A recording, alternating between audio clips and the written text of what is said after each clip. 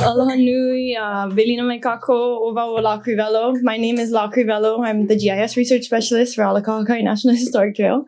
I actually got asked specifically, like Bridget said, to moderate this particular talk because of my relationship with these two and our shared relationship in Pilina to the Ala Kupuna, the ancient and historic trail system. The Ala Nui Aupuni, the Ala Loa, the Ala Hele.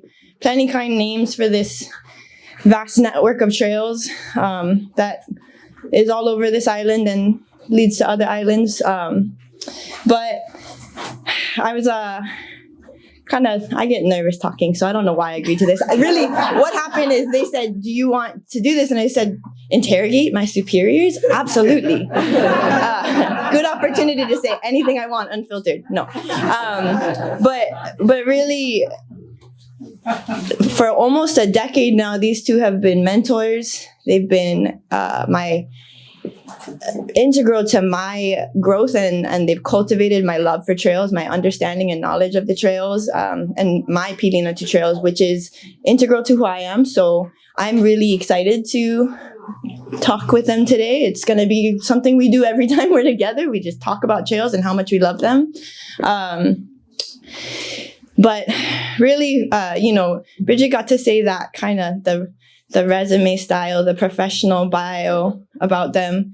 For me, I would say when I think of Jackson and Rick, I think of these two. They hele palua. They go everywhere on this landscape together in search of trails.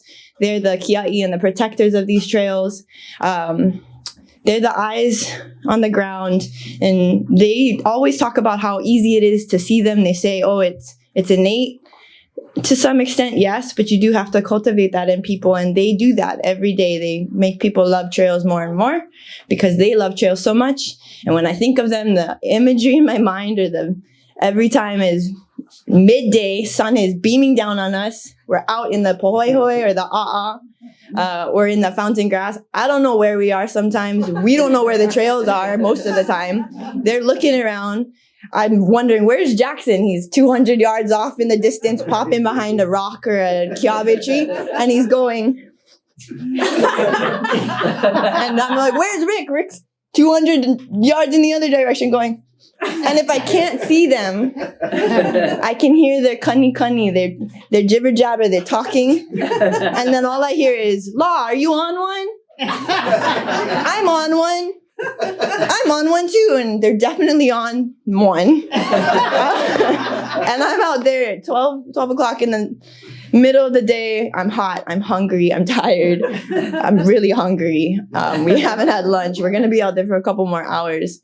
And these guys are full smiles with all the enthusiasm, the energy of 1,000 suns each. And they're like, how are you doing, Law? And I'm like, you guys are crazy. I want to go. I'm done.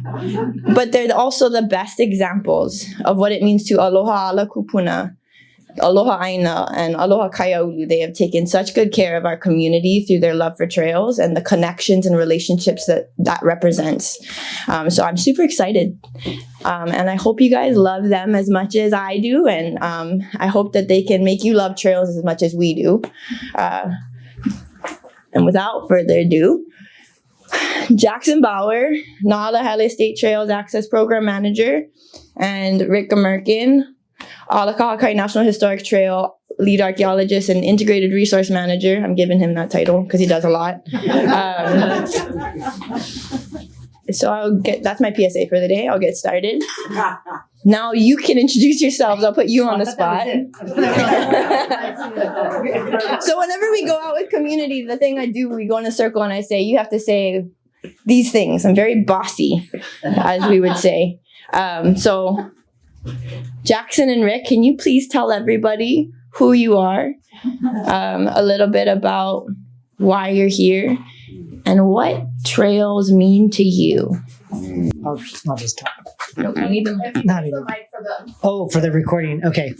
I'm a loud talker, so you can probably. Yes, he is. I wouldn't talk. Excuse me. Aloha, o Jackson ko ino. No ma pono vahai mahilo.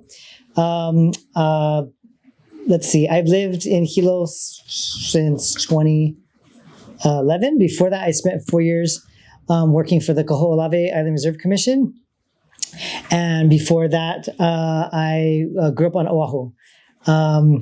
But yeah, I've always been, what was I supposed to answer? I'm just starting to go on my own. Okay, relationship with trails. So I've always, I grew up on Oahu, right in Waikiki, in an area called Kalia, which is just a concrete jungle. And so for me, even though Waikiki Beach was right there, the best surfing spot in the planet, I always was like looking between the buildings up Mauka and going, what's over there? I want to go over there.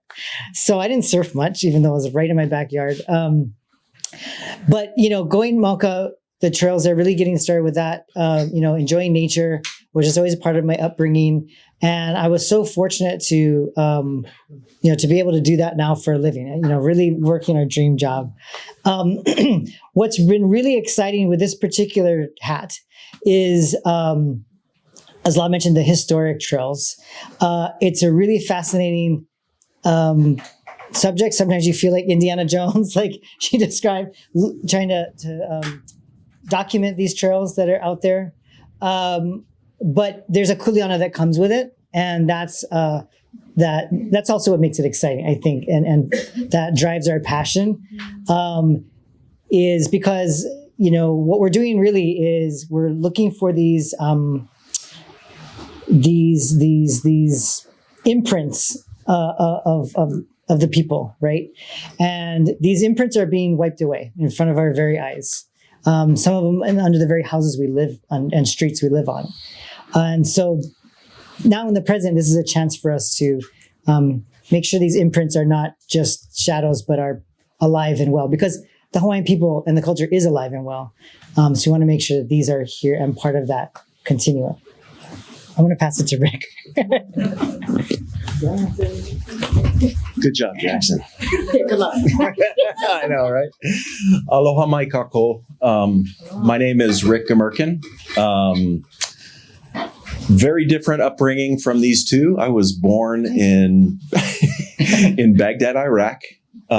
Spent my childhood in between Rockville, Maryland, and Congo or Kinshasa in that area, and then also the island of Mauritius in the Indian Ocean, and then also in Germany and Italy.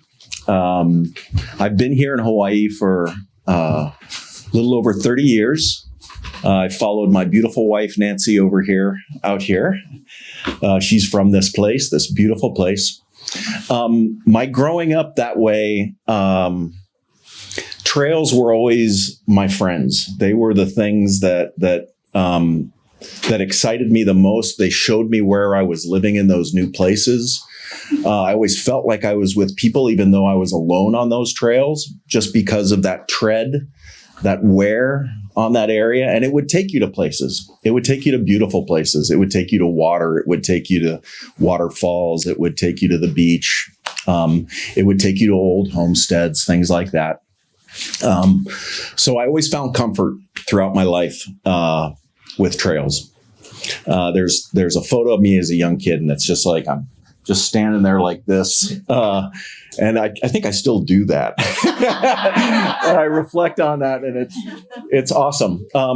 My love of trails. So I've always had a love of trails. And I did spend time working at Hawaii Volcanoes, working in areas, documenting landscapes with trails, holua, heiau, just gorgeous areas. And it was always those routes that we took to get to those places that always intrigued me. And also the things that were associated with trails. So petroglyphs are like petroglyphs and trails go side by side. And that's another love of mine. But really the thing that excites me about trails here in Hawaii are the people of place. I can't be walking in these trails without thinking of the ohana from Pu'uanahulu, the ohana from Waimea, the ohana from Kohala, and on and on and on. And these are folks that not only, I know personally through again, the 30 years of conservation work here, but But also those people that we've all read the history. Hopefully, we've all read the history of the Hawaiian Islands and the chiefs that lived in these areas and how they traveled along these areas. And so that ability to directly connect with them on the ground, your feet on the same places where their feet touched, is something pretty special. And after working at Kaloko for a while, it was I had the opportunity. Ala Kahakai, our superintendent, basically snagged me on the first day I was given a permanent job with Kaloko. He said, "Hey, why don't you come over here and work with us on trails?" And so that was it. I was like, "Are you kidding me? This is a dream come true."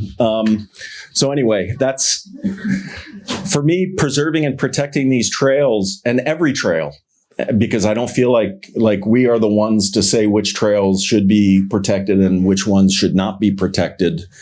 We're looking in that future, 100, 200 years from now. And those particular public trust assets, those trails, will become important. If they're not important right now to folks, which they are important to many, many people, they will be in the future. And so we want to protect those for that time. That's what gets me. Good warm up, guys. So a recurring theme that you'll notice we all talk about as trails people is connectivity, connections and relationships. So that being said, there's mention of the connections between communities, connections of ohana to place, as well as connections from a generational standpoint, kupuna down to the mo'opuna, to the future generations, in 7 generations forward.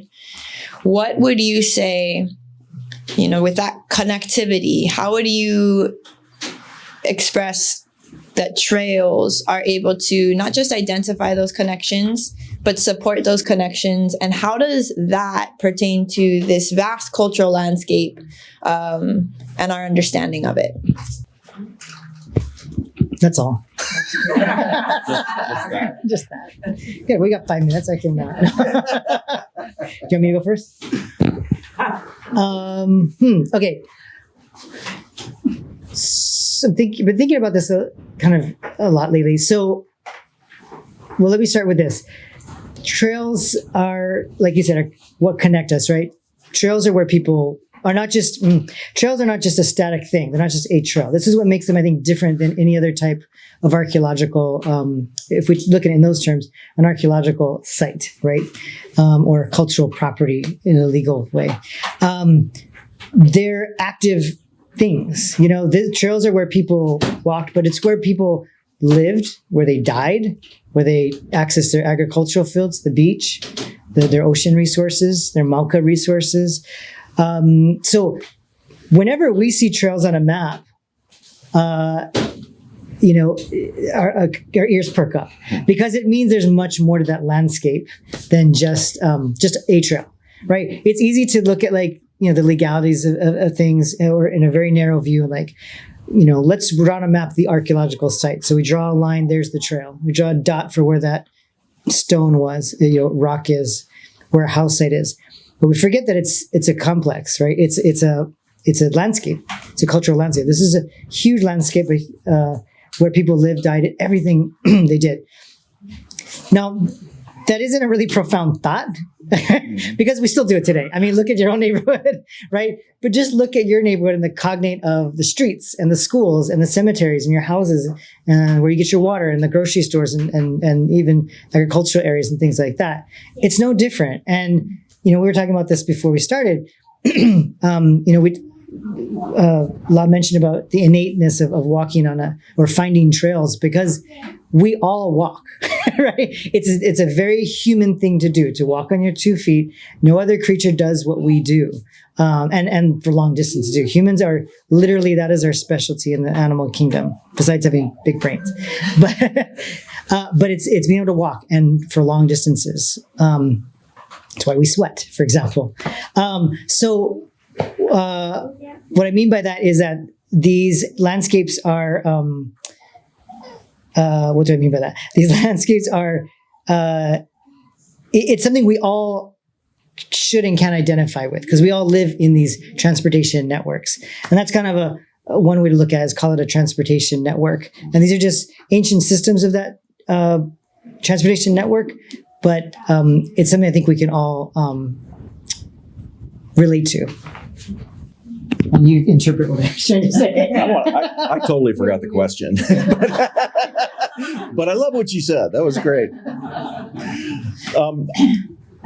Maybe to touch on a couple of those things, comparing the trail system, or looking at the trail system here on this island, the best way I can kind of illustrate that is thinking about a throw net over the island. You know how you have the net goes in a square pattern. There's lines that would go around the circumference of the isle at different elevations, and then there's trails that will go Mauka to Makai, those Ala Mauna trails. And the thing the difference between now and then is, of course, we have vehicles now. So vehicles really change that pattern of how we move around the landscape. Prior to that, it was horse, maybe cart. We'll go to cart, yeah. And then horse. And then but prior to that, it was feet. So if you were coming up the hill from Kauai High, and your goal was to get up here or up to Mauna Kea, you're going to be looking at where you want to go, and that's where you're going. You're not going over. You're not taking Kauai High Trail up to Waimea and then coming over to here and then going up, Saddle Trail. But anyway, it's again very practical, and it makes sense, I guess, too. It's a very when I take people out to look for trails, really, the thing I try to instill is common sense, really. Like, if you want to get from this point to that point, and you've got basically differing topography, that you're going to go with what is the easiest way, the most practical, the most innate way to go. And that's a lot of the times how we find trails. What was the question again? Am I just going with it? Oh, thanks. Right on. Cultural landscape? Cultural landscape. Yeah, okay. So when I started practicing archaeology here in Hawaii, what struck me was trails were never on those maps from the older surveys that were done. They were, again, just not even thought of because they were so part of the landscape. It was just, unless it had like an architectural feel to it, like the more historic trails, the King's Trail or Kiholopūako Trail, or like on the Pohoihoi, where it's just flat. There's basically just a stain from people's feet, and a wear pattern that you can see sometimes when the light is right, but sometimes very heavily, again, from that patina of people's feet walking across that, the oils that have saturated the ground. So that landscape, that cultural landscape, the trails are if you want to think about it, kind of like the veins of the overall community. It's what connects us. It's that pulsing thing that feeds people.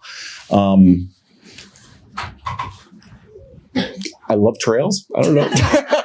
I'm going to go to my go-to there. I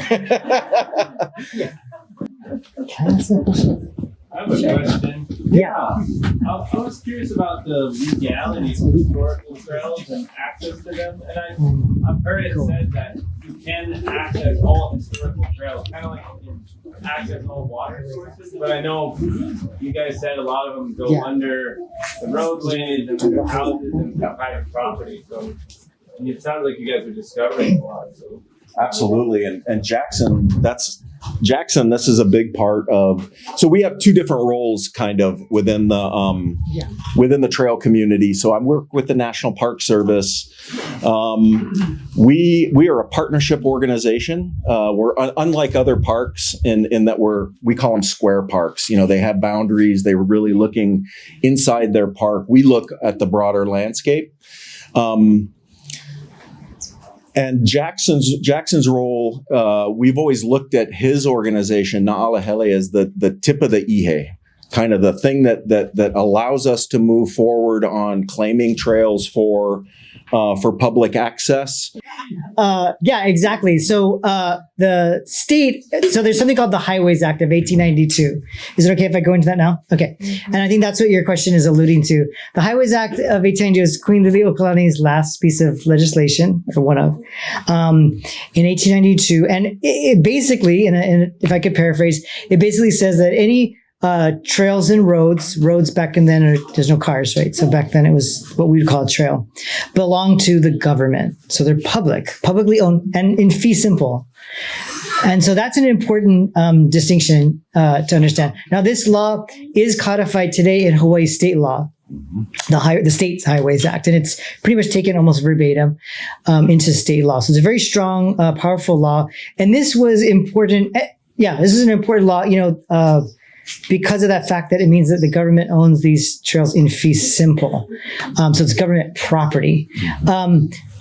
There's two ways you can own land in Hawaii, or the chain of title to own land. You have to have chain of title to own land in Hawaii, or anywhere. In Hawaii, there's two pieces of legislation. Anyone know what they are? Nope. Where is the chain of title? It goes to the Mahele and the Kuleana Act. If your chain of title doesn't go to those two, you don't own that land. That's a simple fact. Okay, so make sure your title reports go all the way back. Because a lot of title companies don't do that, and that's high risk. But anyway, so it goes back to the Mahele and the Kuleana Act. Don't get me started. Okay, so the Mahele was the great dividing of the lands. And so that was seen as a way. This is Kauikeoli, the Kamehameha III, right? So this is well within the deep middle of the Hawaiian monarchy period. And what that did is divided the land up amongst the chief. Again, that's kind of how the Hawaiian system of governance worked, which you had a hierarchy of chiefs, right? So kind of blending the idea of Western idea of owning land as property with that management system, the Aupua system that was in Hawaii for so many centuries. So that's how that worked out. Soon after they figured out, well, what about us commoners? What if this konohiki, the person who owns this landscape, doesn't let us farm or whatever. So it quickly became clear they needed to ensure that commoners could also own that. That's where the Kuleana Act came about. And so that's when commoners could apply to own land. And there were certain things they had to do to it. It was not cheap, and it was a process, but that's how commoners got land. But what they forgot was, how do you get to your land, and how do you get to the ocean? How do you get to the forest? There's already trails on the land. And I think it's like these early surveys took it for granted in a way that it's just commonplace, like the air we breathe, right? Or the water we drink. You can't own that, right? How could you own a public trail? That concept is foreign. The concept of land ownership was already didn't make a whole lot of sense. So a trail even more so, something that everybody uses and it's so commonplace. Anyways, but it came clear towards the end of the 1800s that needed to be resolved, and that's where the Highways Act came about. It's not unusual in other parts of the world. The United States has a relatively young history. In other parts of the world, in Europe, there's the Roman roads in England. You can walk on the Roman roads. Right to Rome. Right to Rome. That is a legal right, no matter whose property it goes through. So there's all kinds of stuff. Japan has an amazing network of trails that are public. So it's just in the United States framework, it was a little funky. Where we are now, right? We're part of the United States now. Obviously not when the Liliuokalani made the laws.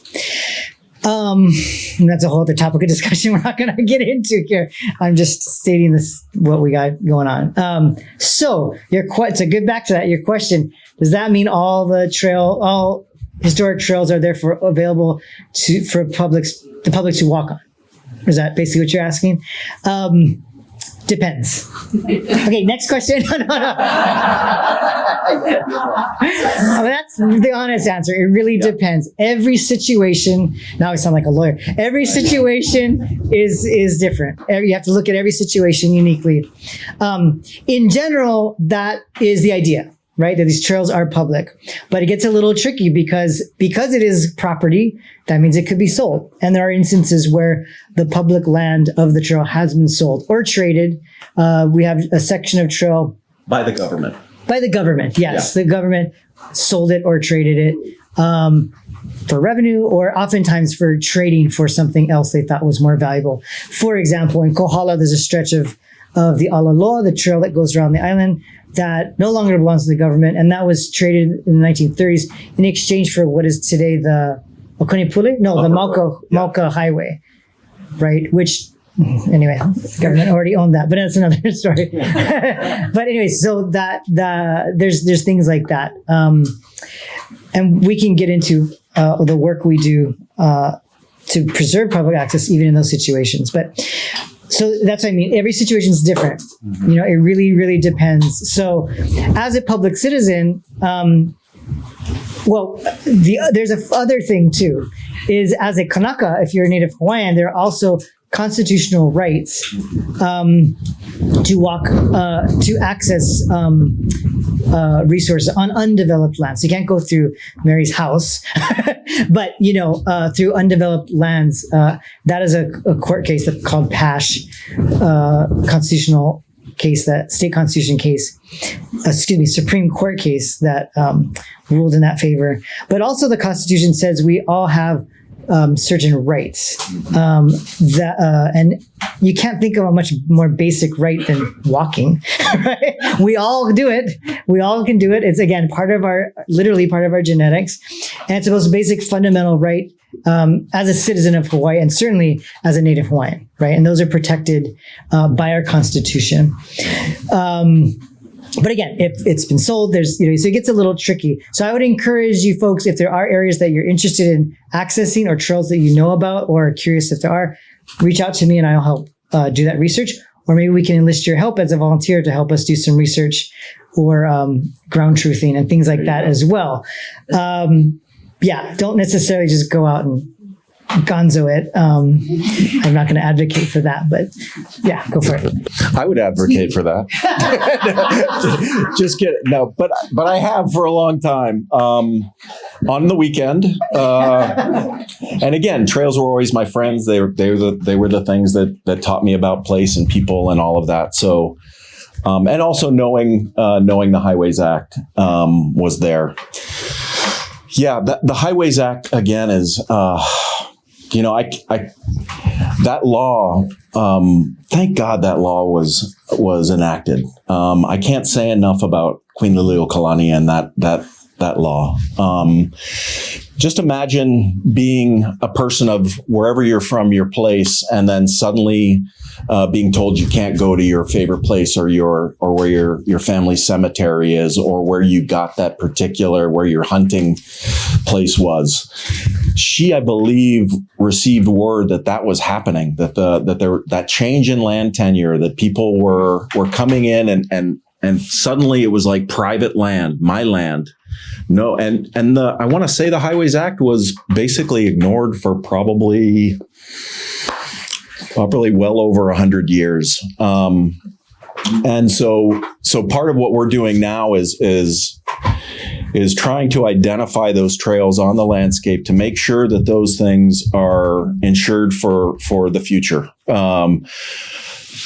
Yeah. Thank you, Liliuokalani. Yeah. So the implications of that are really profound, because that's government property. Yep. That's your property. Yep. You know what I mean? So like if somebody builds a mega resort over a trail, which has happened, we just lost public property. How many of you would stand for that, right? No, right? But yet, again, trails were often ignored and it wasn't well understood. So we're trying to shed light. We're trying to be more proactive with land managers and developers and things so they understand these things are there on the landscape before they start planning, right? So hopefully these are incorporated into the plans and are viewed as assets or what is the terminology that they use? Public trust. No. Well, yes, Yeah. it's definitely part of the public trust. Oh, easements or encumbrances. No, in the developer world or encumbrances. No, in the amenities. That's the word I'm trying to speak their language. Yeah, right. They do not like to hear you say encumbrance. That's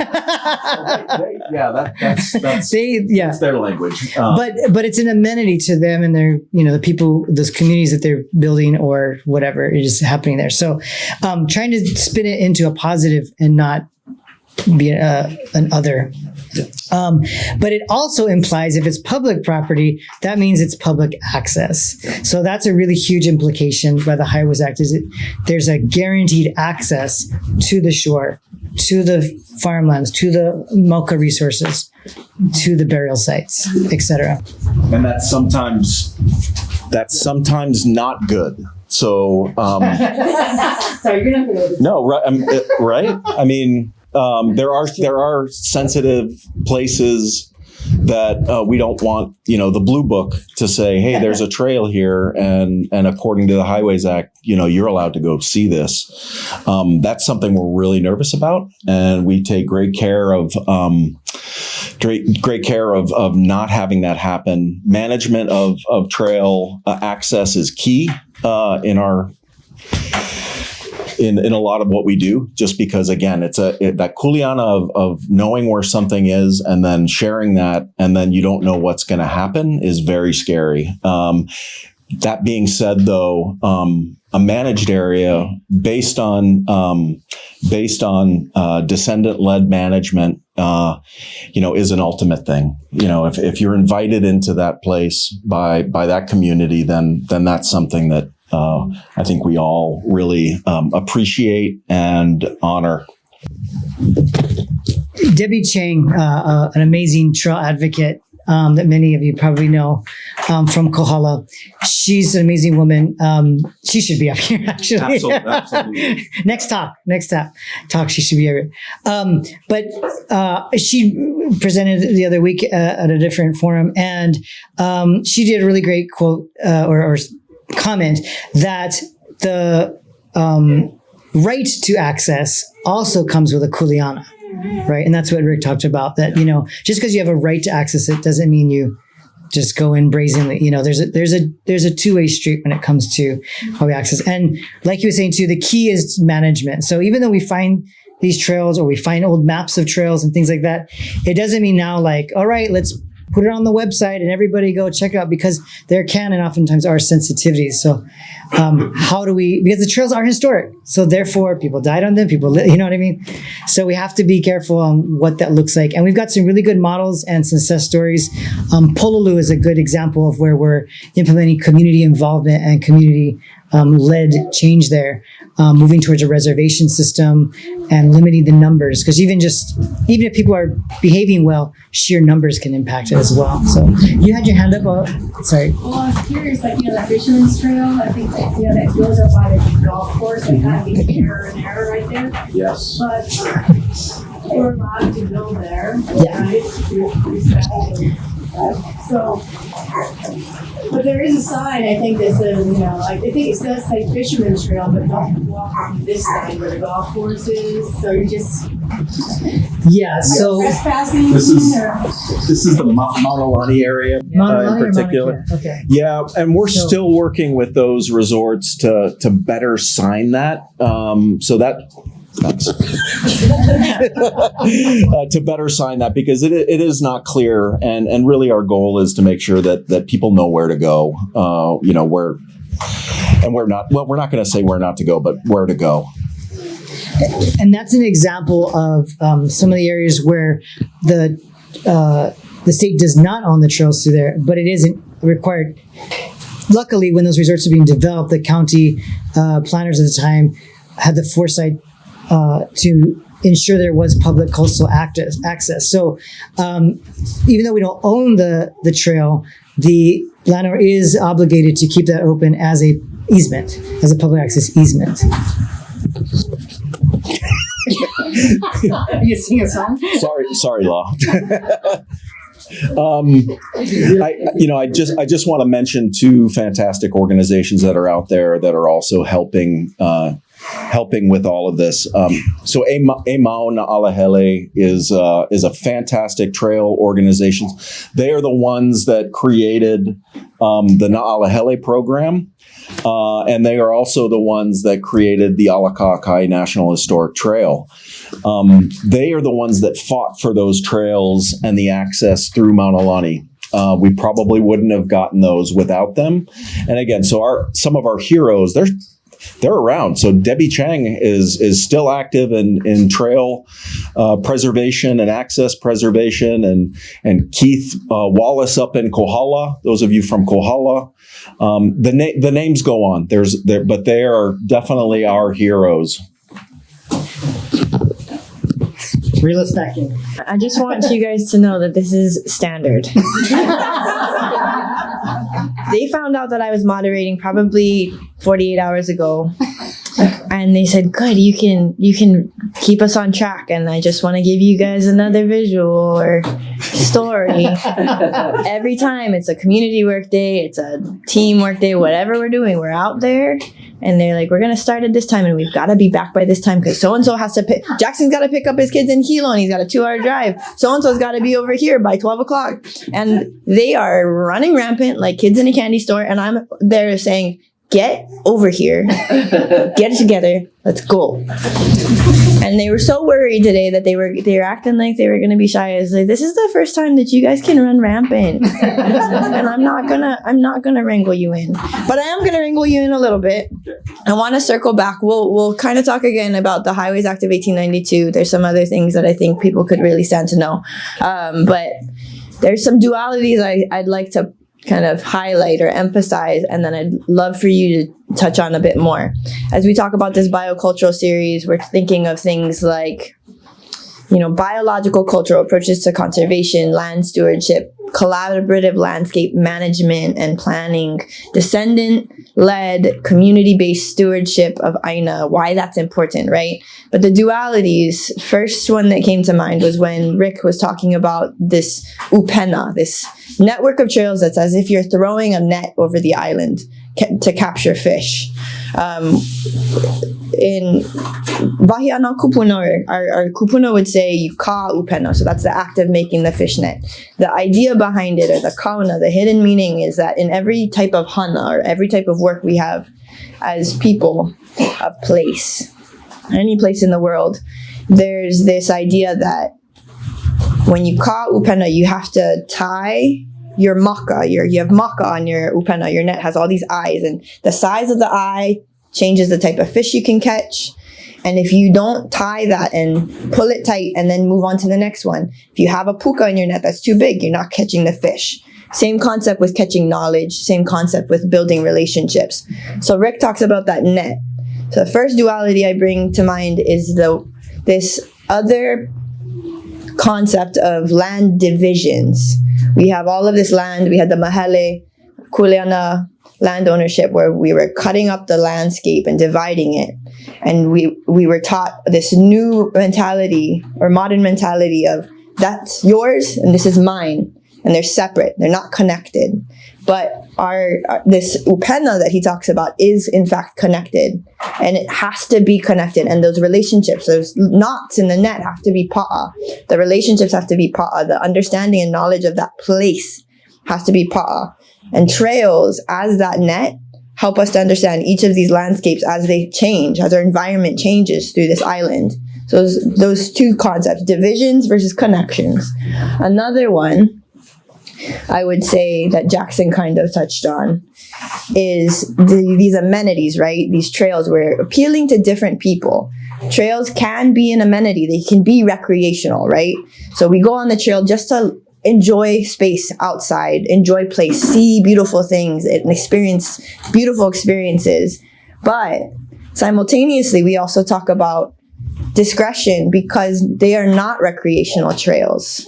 They are our access for our ko'a, for our fishing grounds, for our hunting grounds, to feed our families. They are access to cultural resources such as for weavers, for cordage makers, practitioners of place, people of place, using these spaces to survive, to burial grounds or pa'ilina, to each other. So those dualities in mind, and getting back to that biological or biocultural frame set of mind, how do these dualities and these relationships kind of come together through trails for everybody to love place and take care of it in a way that's sustainable for the future? As a government worker, it means that you're always wrong. Even when you're doing what they want you to do. Oh my God. You're damned if you do, damned if you don't. I mean, and if you've seen the TV show Parks and Recreation, yeah, that's definitely the life that we live. So yeah, it makes it very challenging because you've got all different perspectives. We want to, first and foremost, honor the people of place. It's their trails.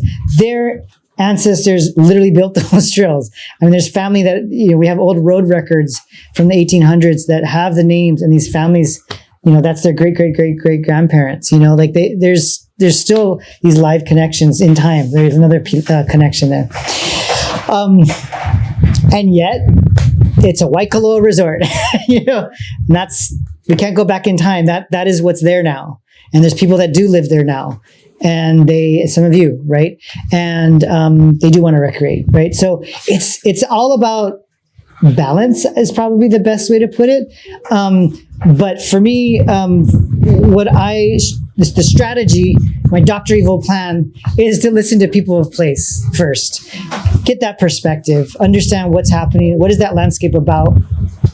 Obviously, I'm not Kanaka, so I want to listen to those that are. But also, I live in Hilo. I don't live here. I don't live in every part of the island. I can never, ever be of any place because that's just impossible on an island this big.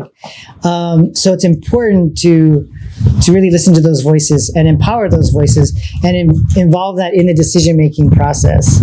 Just because I think it might be good from my desk in Hilo, it's not my backyard. It really affects the people who live there. I'll let you take it over.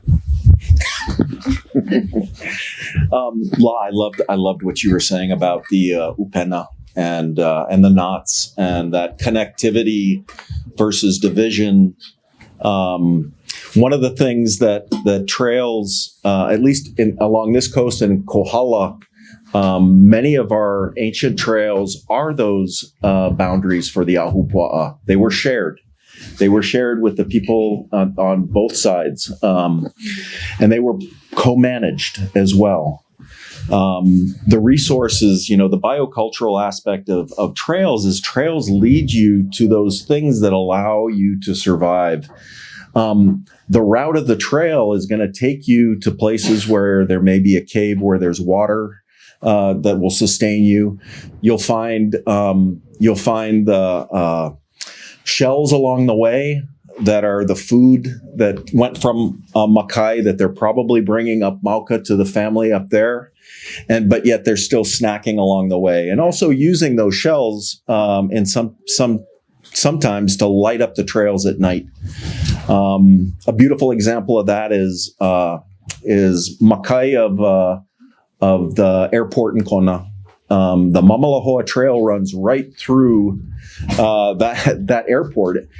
If you're ever getting on an airplane and which of course you all you had to, but anyway, I think the second middle kind of open space, you're going to see that Mamalahoa Trail, the curb line trail running right through it. So I encourage you guys to take a look at that. Other way around, the runway runs through the trail. Yes, thank you. Thank you very much. Yes, that's archaeology. We're talking stratum. But once you get on the Makai side, it's all pahoehoe. So it's a different type of lava, and it's again it's just flat and easy walking. And in those areas, there's just a depression in the lava of where again animals made bruised the lava and got to the underbelly of that more vesicular lava. Which has a different look than the others. And then there's also along that section of trail, you're going to find rocks that are filling any cracks, and then opihi shells that are actually, upward facing, so that in the nighttime, when the moon's shining, it will light that path for you. As for, the function of trails, again, it's the lifeline for the people of that ahupua'a. Again, potentially the boundary. Well, let me give you an example. Kaloko-Honokōhau has, 3 ahupua'a within it. It has Kaloko, Honokōhau Nui, Honokōhau Iki. Within that section, when the Queen Kahumanu Highway was being widened, an archaeological survey was done, and they found 2 trails that were crossing that. Well, at that time, I worked at Kaloko-Honokōhau, and we were like, that doesn't make sense. Because being a trail person, I'd mapped a bunch of trails in Kaloko. It's a very important place. It's a fish pond. It's an actual royal center. It's got holua slides. It's got heiau, multiple heiau in that area. And what that means is there's going to be a lot of trails coming into that area. So each ahupua'a is guaranteed to have at least one, right? Because you're feeding the people of Mauka and Makai. They're sharing resources that way. Same family potentially. We found 23 trails within those 3 ahupua'a. These are Mauka Makai trails. So just think about that. How many trails there are on this island. Granted, that is a very important place. And those trails actually radiate out. So they don't, that's the other thing about trails is they teach you something different. They teach you that folks were not insular in their ahupua'a in terms of sustaining themselves. They had trade networks that went different places. And again, that's the other part, I think, of resources and trails. They're going to show you where, the connections of people, and then also the resource or, I guess, trade network that's also happening, and therefore the connections, and therefore the families, because that's when you start looking at Ohana and you see, Ohana are not just from one area either. They're also from multiple areas. So again, they play a huge part in so many different aspects of life here, and they continue to do so. I'm going to stop right there.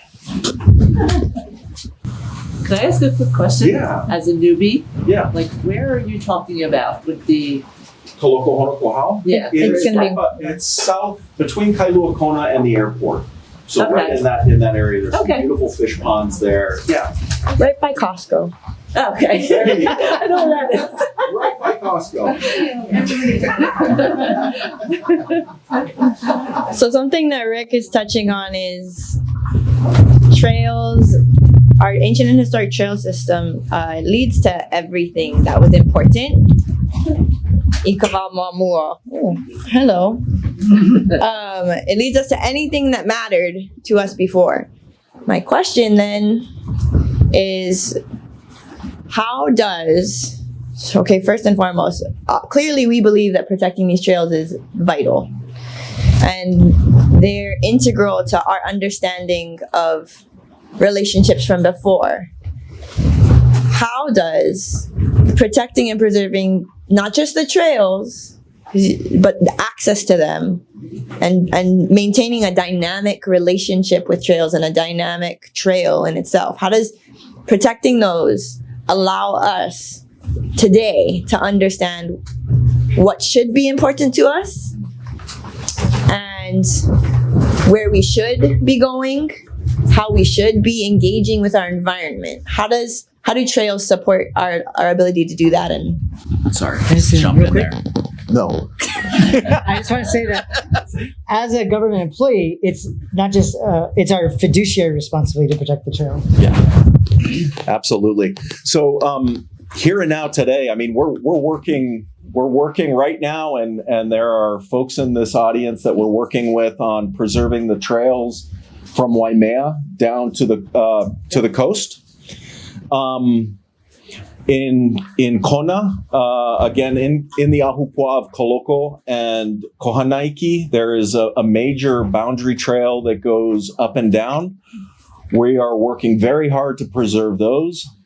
And that within the Park Service vernacular, we talk about relevancy, the relevancy of these trails, and really wanting to make sure that they are being used and not left alone. And in archaeological terms, it's adaptive reuse of areas, which doesn't quite fit for trails.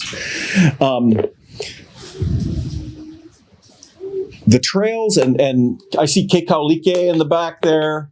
I'm assuming that he probably learned some things about his landscape while he walked down the trails with his mom and dad and other folks. So it was also a very important journey, each one of those, in transmitting knowledge of place to family, traditions, place names, practices, where you got your water, where you got these things, were all transmitted during those journeys up and down. So I think today it's as important, if not more important, to maintain these trails so that those stories, that knowledge can be passed down and continue to pass down. We've been blessed. I think all of us here have been blessed to be able to walk these trails with descendants of that area, and we've been able to hear these stories, and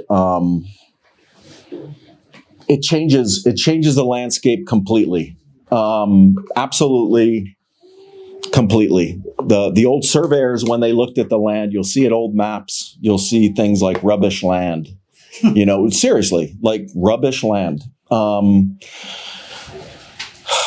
That's definitely not the case. There's nowhere on this island that I've been that did not have resources that were procured, that there were not habitation sites, agricultural sites, ceremonial sites. What's that? Tool making. Tool making. Again, resource procurement. It's yeah. Now you can. Yeah, so like for example, just down at the bottom of the Waikolo Road, by the highway there, just looks like an empty lava field. But if you were to look at that, it's insane how much human use happened, or human habitation happened there. Temporary habitation, probably the most extensive tool manufacturing area. And many trails. Yeah. That's how we saw it. It was on the trails, and you look out, whoa, what's... I had a really good thought, and then I forgot it. Right when you handed me the mic. There's a question over there, maybe. Yes. I was going to say. Yeah. I live on the central coast of California, and because it's a big state, there's a number of what they call land trust organizations, where people pool money purchase a plot of land, then the whole legal process of managing it for the public. Does something like that exist on any of the islands?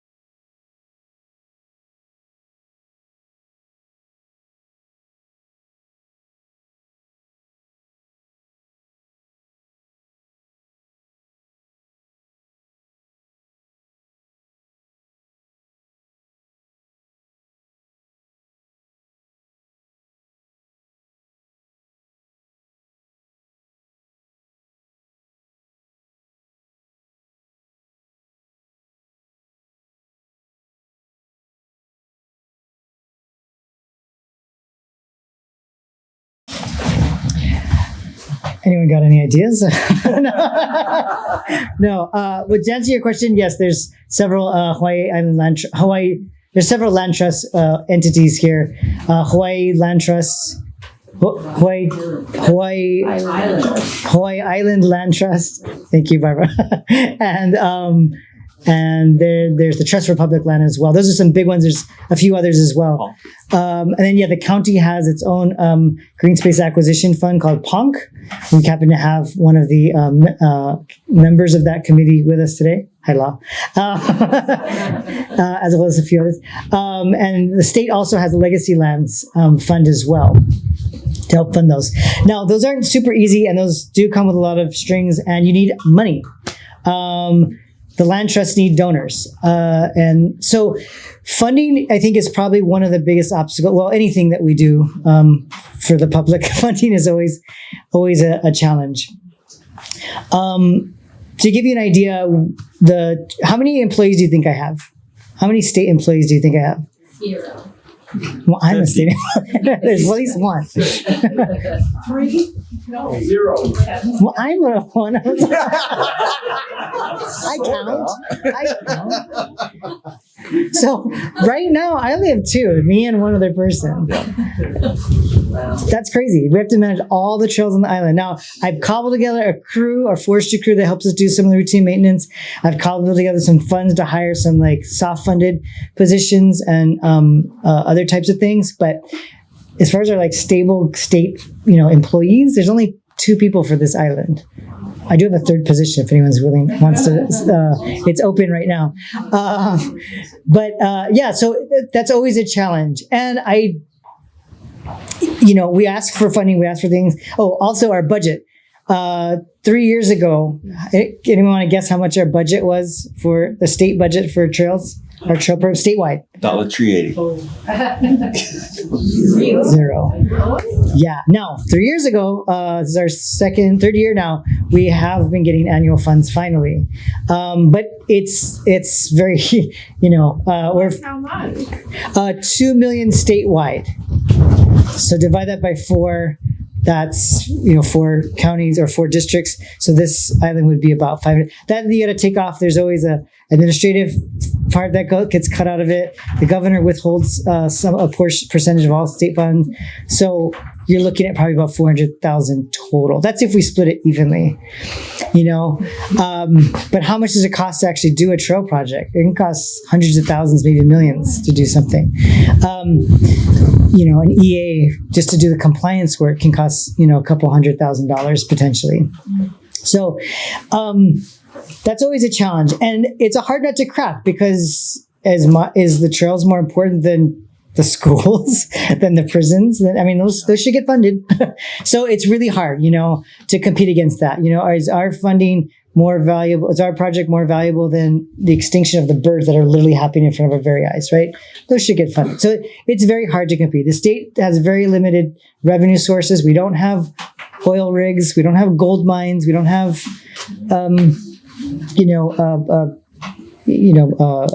the revenue source is very, very slim on an island state like this. So we have to be creative. We try to apply for different grants, and we leverage our partnerships. You can speak about your funding, but the partnerships that we have are great, and the leverage that we have. So, for example, Rick, and he's got a few people on his team, are archaeologists by training. That's talents that I don't have on my team. So we can really share these resources. We're trying to get better at involving the community and volunteers, getting more support, kind of elbow grease out of the community and things like that. I know the community is also being strapped and asked to volunteer in many ways as well. But so we are trying to move in that direction, but it is challenging. One thing that you see in a lot of other communities on the continent, for example, is you do have a lot of private donations going into these types of trail projects. And they've got, a plaque with, you can buy your tile for $10,000, and there's 100 tiles. Whoa, for whatever reason, we're not seeing that level of support. I think the tide is changing a little bit, though. We have seen because in Hawaii we also have one of the largest per capita, largest percentage of the one percenters, shall we say, millionaires. We have some of the largest per capita than any state. So we are starting to see a paradigm shift in that they are, trying to invest in their homes here and their communities here, and that's exciting. But a lot more work to do on that front. Let me have Rick answer his side and that question. Yeah, thanks for that question too about trusts and all and land trusts and we've got the Ponk here. When I started a little over 15 years ago with the trail, we were at 50% private, 50% public for that 175 miles of shoreline around the island. That's from the tip of the island around through Hawaii Volcanoes National Park. So that includes Hawaii Volcanoes National Park, which is a behemoth of a site. 50%, 50%, public, private. We're now at 63% public and 37% private. So we're making headway on that. We have a long way to go. There's so many more critical pieces of land to save. I have to tell you, the hardest part about this job, what has been, is him. No, just kidding. Actually, I think we talk more than my wife, Nancy. Yeah. Sorry. But literally, the hardest part is working with developments and fighting tooth and nail for 10 feet on either side of a trail. And that's what we end up getting. So these land acquisitions are critical for large landscape and sense of place on trails. It just is not the same being on an ancient trail and walking through, fences on either side or encroaching vegetation and as for funding for us, I want to point out to Barbara Schaefer in the back there with Mauna Ala Hele. Again, as I had mentioned earlier, these guys are the ones that got us into being and provided a job for me. Thank you very much. But yeah, the only increases in base funding since we started were done by Mauna Ala Hele when we had earmarks in stuff. So we're still hoping for another base increase, but our staff is also for permanent employees is 4.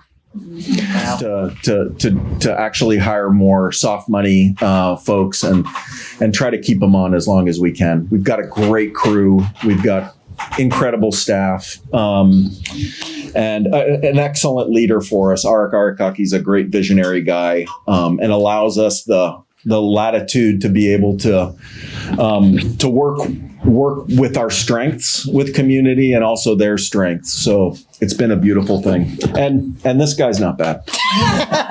Likewise. So what does that mean? It means we depend on you guys. Yeah.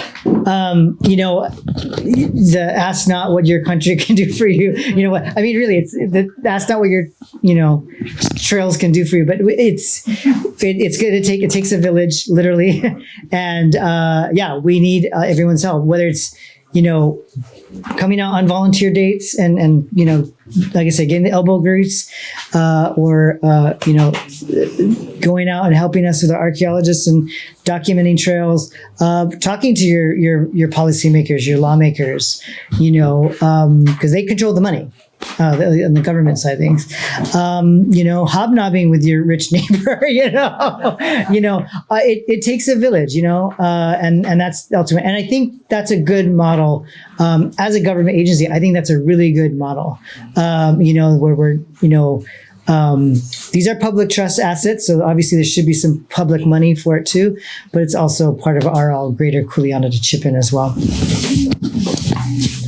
That being said, if you have any further questions for these guys, they're going to hang out for a second.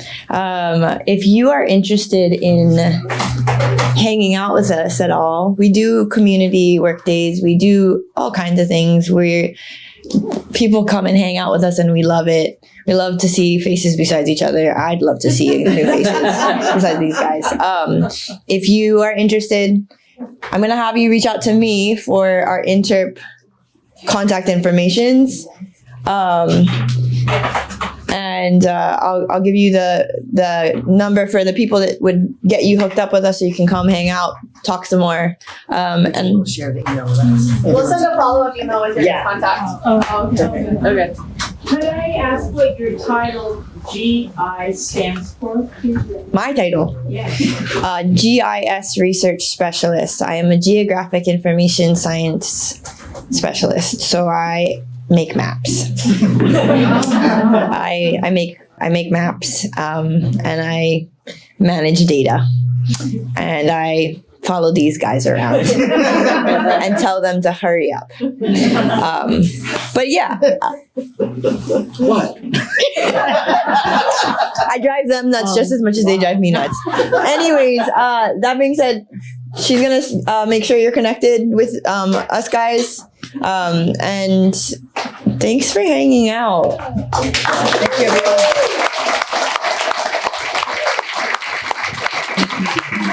If anybody knows of any trails or has interest in trails in your communities, please let us know. We would love to know, and also would like to assist anybody who has a drive to preserve and protect a trail that's near and dear to you. Yeah, thank you. Absolutely. We can't wait to see you all on the trail. Yeah. And we really need all the help we get. Someone had a question, but we'll talk more after. Okay, cool. Awesome, you guys. Thank you so much. That was amazing. Yes?